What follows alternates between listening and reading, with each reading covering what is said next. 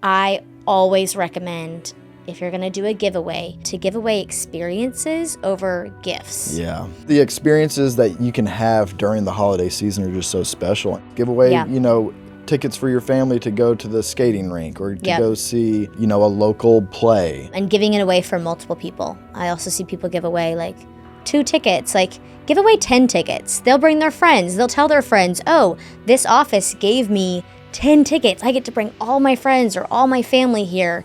That helps spread the message even within their own, circles. Welcome to the Neon Buzz, where we offer marketing advice for oral, aesthetic, and other elective healthcare professionals. Sit back and relax while we share our digital marketing secrets to help you grow your practice. Welcome back to the Neon Buzz. Today I'm here with Curt. We're going to talk about holiday campaigns. It's that time of year to start preparing. Never too early, but really starts with Halloween. Then we've got November's Thanksgiving, Black Friday, Gratitude Month. December is like holiday parties. All the holidays. Best time of the year. And then we have New Year's, so going into 2026. So we'll talk about why this time of year is different. I think that's important to touch on. Buying behavior is different in the holiday season. We've seen lots of campaigns go well, lots of campaigns go wrong. So we'll share what some of those things are, talk about some new ideas, mistakes to avoid, wrap up there maybe, and we'll share what we know. Let's do it. Okay, I feel like we should talk about the why first. Buying behavior, as I mentioned, is a lot different in the holiday season. Every angle, someone's trying to sell you something. When you get on social media, I assume on your feed, someone is trying to sell you something already, right? Every day. Do you notice it get speed up a lot in the holiday season? Yeah, I noticed more different companies promoting, Some that I don't see all year, and then around the holiday season, I just start getting an influx of all these companies and brands. I think ad spend is up, it all correlates, and I think you see a lot more in-store promotion happening too. Hobby Lobby's been campaigning since August for Christmas. They're getting ready. Before that. They're ready. They're ready all year round. I do love being in that store. I'm always inspired for the holiday season. There's always in something Hobby that Lobby. you like. Especially for totally getting ahead of myself, but December campaigns and ugly sweaters. A homemade ugly sweater. Do you think that's better than getting one printed? Oh, if it's a real ugly sweater that was stitched and not sold at Target, that's way better.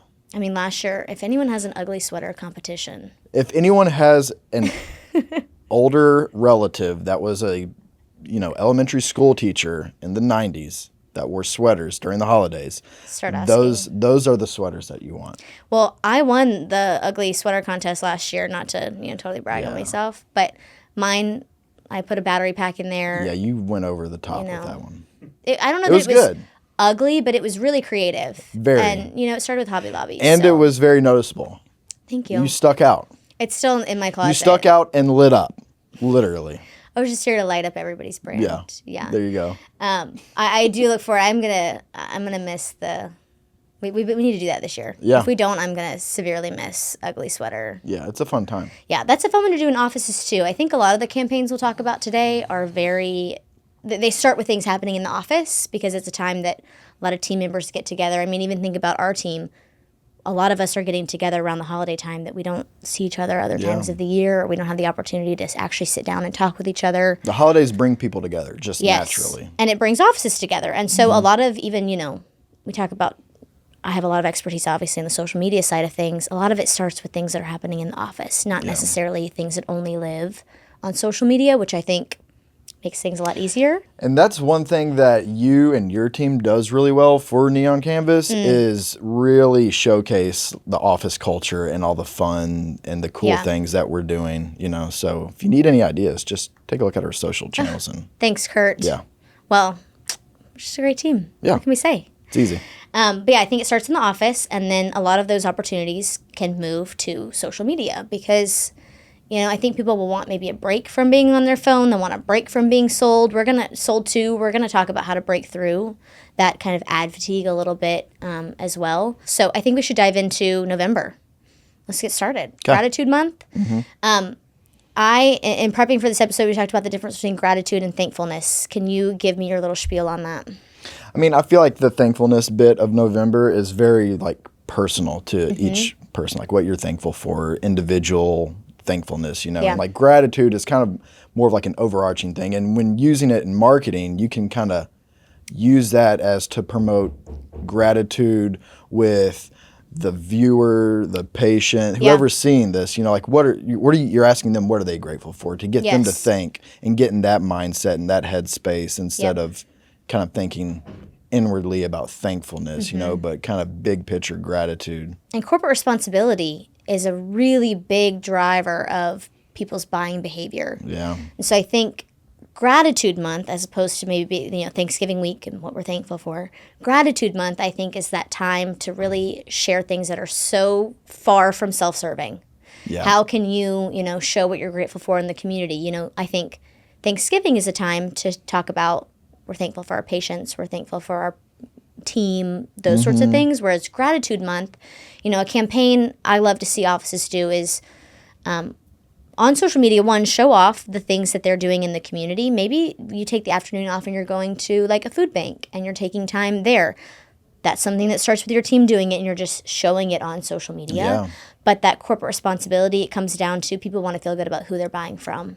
Yeah. And so if you can show off how you're grateful for your community, and that, even if you did like, let's say a collaboration post with a nonprofit, if you were going to do a collaboration post with the food bank, you are saying, we have all these great resources within our community. We're so grateful that, we have these amazing nonprofits. Maybe you want to shout out multiple of them. Maybe you want to put your money where your mouth is and donate to those and talk about, during Gratitude Month, we're thankful that our community has XYZ resources. We're so grateful that we get to give back to those nonprofits so that they can help others. You haven't talked about your team. And you haven't talked about anything that is self-serving. So I think that part of Gratitude Month is important to share versus Thanksgiving. Yeah, that's a great idea to do an outing, a team outing like that, and then, document it, photos, videos, and then send that collaborative invite on Instagram to that organization's social channel. Yep. So that post shows up on their channel and yours, and you just get, a lot more views. You're instantly doubling your reach when you do that. And it doesn't have to be an official conversation. Collaboration posts don't have to be, oh, let's sign this contract. And it's nothing big. It's just. It's nice too. Yeah. Like, oh, look at this nice post. They want to collaborate with me. Yeah. Sure. And we did the work for you. Just please click this button. And you can also have the benefits of this post. You can have the benefits of this content. Yes. And if someone finds that content through who you collaborated with, let's say it is a nonprofit, then they're associating you with the organization that they already loved. Yeah. That's huge too. Yeah. Kind of finding you through a different vehicle. Yeah. So I think for Gratitude Month, I love when I see offices kind of play with, different nonprofits in their area, and just that difference in the mindset when you're thinking about being thankful versus grateful. Thanksgiving rolls around. I think a lot of offices will do food drives. What are some things that you see what requests do you see coming through the Creative Request channel around Thanksgiving time?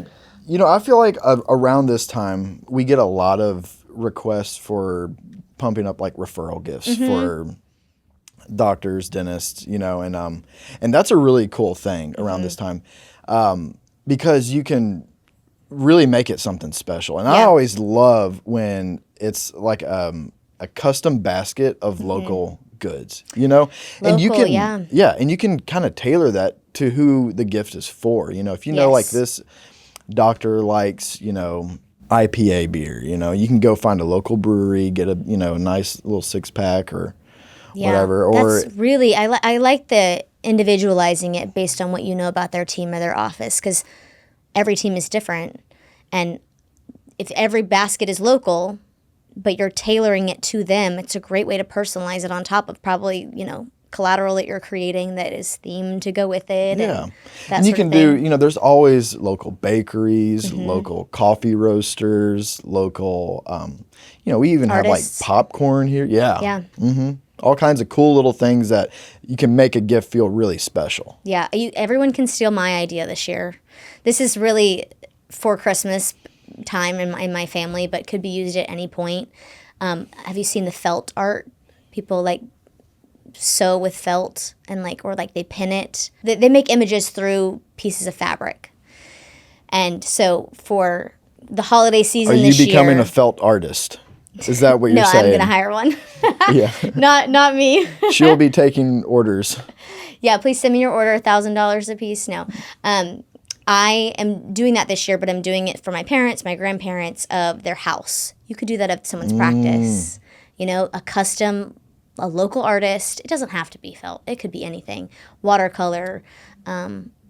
So many different ways you could paint their office and give them something that is more memorable, customized to them, but done by local artists to go with local goods. Like, I think that's a really cool idea. It is cool. And you're also giving back to the community in this month of gratitude and thankfulness with that local aspect of it. I think that's what really sells it. And I think just nowadays, everything is so online and you don't know, you're never going into an actual physical space, really. Yeah. So everything's online and on your phone. So it's nice when you can kind of bring in like a community aspect or like a local business aspect to anything. Yeah. Let's talk December. I think that I see a lot of people, gifts are all around, right? We just talked about referral gifts too. When it comes to giving back to patients or how we're going to campaign in December, I always recommend, if you're going to do a giveaway, if you're going to do something in your office or social media, to give away experiences over gifts. I think we're getting a lot of different knickknacks, right? Like that's always happening around the Christmas season, whether it's a little gift here, Secret Santa, all those things. I think giving away an experience is really important. You have young kids. What are you guys doing during the holiday season? Are you like going out and about? Oh, yeah. Well, you know, we have very young kids. So like the holidays with the kids is like a new thing. And it's like a magical time now. Yeah. And we always like to go to, you know, there's stuff everywhere that I didn't really know about until I had kids. You know, we have the Botanic Gardens that has like a huge like Christmas experience. And then there was an ice skating rink at the baseball field downtown that we went to. And anything that has lights and music and bubbles, you know. And you're probably doing that more in the holiday season than any other time the only time we're of doing year. it. Yeah, maybe like summer, but other than that, But the experiences that you can have during the holiday season are just so special. And like everywhere has them, you know? And offices should sponsor those. Yeah. I mean, you're saying you're going to all of these places, you know, that's multiple touch points. If you went to 2 different events and you saw the same practice sponsor, like you would remember that. That would be more memorable. Yeah. Yeah. And so there's things, you know, you give away an experience, give away, you know, tickets for your family to go to the skating rink or to go see, you know, a local play. Yep. I think the aspect of getting out of the house offers them something to do when family comes in town too. Yeah. And giving it away for multiple people. I also see people give away like 2 tickets, like give away 10 tickets. They'll bring their friends. They'll tell their friends, oh, this office gave me 10 tickets. I get to bring all my friends or all my family here. That helps spread the message even within their own, you know, circles. I also see during the holiday season in offices, I mean, I see in the Creative Request channel, people asking us to make Christmas cards. People are probably taking a lot of team photos in the office. What are your do's and don'ts of team photos? I'm sure you've seen your share of good and bad ones. Yeah, I mean, it's really easy to take a bad photo, you know, unknowingly. Yes. But if you're taking a team photo, don't get under a yellow light. You want to have like a big natural light source. If you can take it outside, great. Yep. And you would ideally like to be fairly far enough away that the people on the outside of like the frame of the photo aren't getting warped by the curvature of the lens, you know. That's a really, really good point. Zoom out. Yeah. You know, don't cut feet off, don't cut our hands off. Yeah. Zoom out and we can always, you know, you can always crop in. And I tell people too is don't use the zoom feature on your actual phone. If we are going to zoom in or out, let's do it in post editing, not when we're taking the photo. Right. I think it diminishes the quality. But you guys are also probably editing fun things onto photos when it comes to Christmas cards or just like posts in general to share about the holidays. So having, I think, wiggle room to work in editing where you have blank space to work with is probably important. And people need to think about that when they're taking the shot. Yeah, more is better. Yes. More background is better than less background. And I think this applies to like all year round, but like people are taking most of their team photos around the holiday season for sure. So in taking content for the holidays, anytime I'm talking to a doctor, I'm reminding them that New Year's is a time that they're not going to be in the office really between Christmas and New Year's. Collect all New Year's content before we get into the end of December. Yes. We take our little secret. We take our New Year's photo at our holiday party. We just bring in the New Year's decorations. So don't tell anyone. You'll notice this year that's how we do it, because it's just the easiest time to get everybody together. Yeah. To take that photo. And speaking of New Year's, I think campaign-wise, I love seeing people talk about habits online. That's a big topic of conversation in January.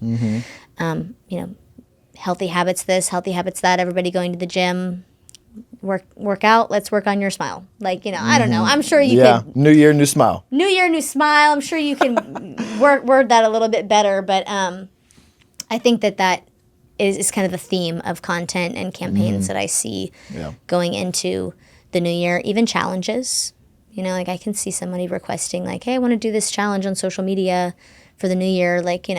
How many of these best practices for smile care can you implement in January? Download this sheet, check it off. People love a checklist in January. Yeah. I don't know if it makes it to February every time, but maybe the goal is just January. Start the new year off. As long as you start good. Start the new year off well. Let's talk about mistakes to avoid.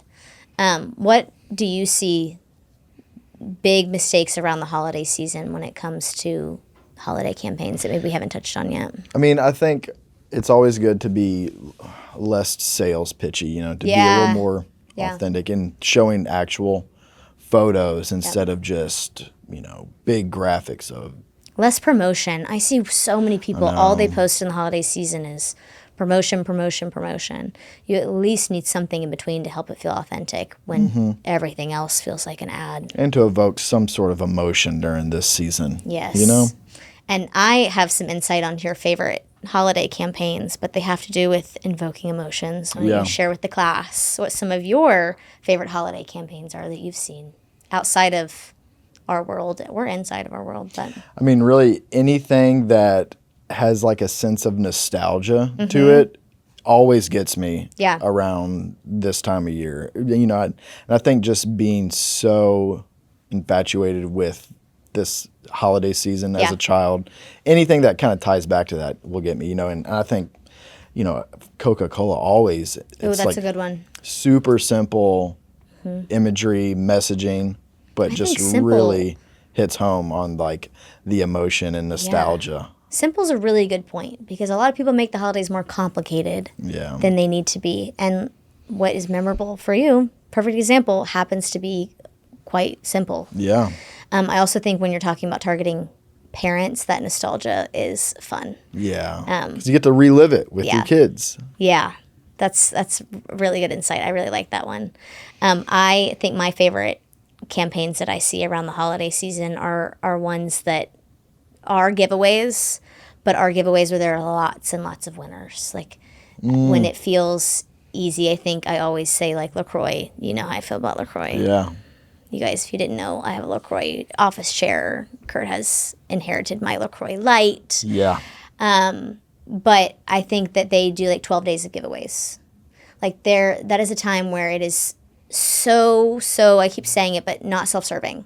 They're just going to keep giving it and giving it and giving it. And even me, as someone who is socially minded, looks at that and sees, what is this doing for them in the long run? It's brand awareness. It's, but it's not necessarily tied to a certain promotion of a certain flavor or it's just. And stuff like that always will shift, the consumer's perspective of your practice or brand, when you see you doing such a selfless and good thing. Yeah. I love it. I think the very last thing I want to touch on is just to not wait till December. I mean, shocker, but do it ahead of time. They just, like we said in the beginning, holidays are keep rolling in. And people go out of town during the holidays. Yes. Yep. And offices are closed. Yeah. So getting ahead of the game, we want to see your great ideas. Send them to Kurt. Early as possible. I think this is our favorite time of year to see what can spark creativity for our team, but really important to do it now. Yeah. Yeah. In November, more gratitude. December, all the holidays. Yeah. And then heading into the new year strong. Yeah. Can't wait. All right. We will catch you in our next episode.